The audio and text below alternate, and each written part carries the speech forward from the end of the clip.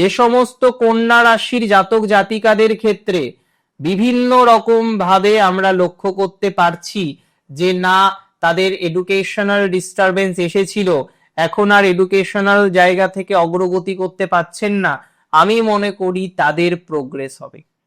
Educational উন্নতি আপনাদের আছে, এডুকেশনাল উন্নতি আপনারা পারবেন। পড়াশোনা যাদের ইভেন থেমে গিয়েছে, কোনো রকম ভাবে এখন যারা পড়ছেন না, কোনো রকম ভাবে যাদের এখন এডুকেশনাল প্রবলেমটা কনস্ট্যান্ট হয়ে যাচ্ছে, এডুকেশনাল প্রবলেম আর সমাধান হয় না, সব প্রবলেম সমাধান হয়, এডুকেশনাল প্রবলেম আর সমাধান হচ্ছে না। হ্যাঁ, অনেকে আছেন যারা আবার পিএইচডি করছেন, রিসার্চ করছেন, কন্যার মধ্যে প্রচুর জাতক জাতিকারা রয়েছেন, তাদের ক্ষেত্রে কিন্তু অনেকটা অগ্রগতি দেখতে পাচ্ছি। রিসার্চ রিলেটেড এডুকেশন কন্যার ভালো যাবে।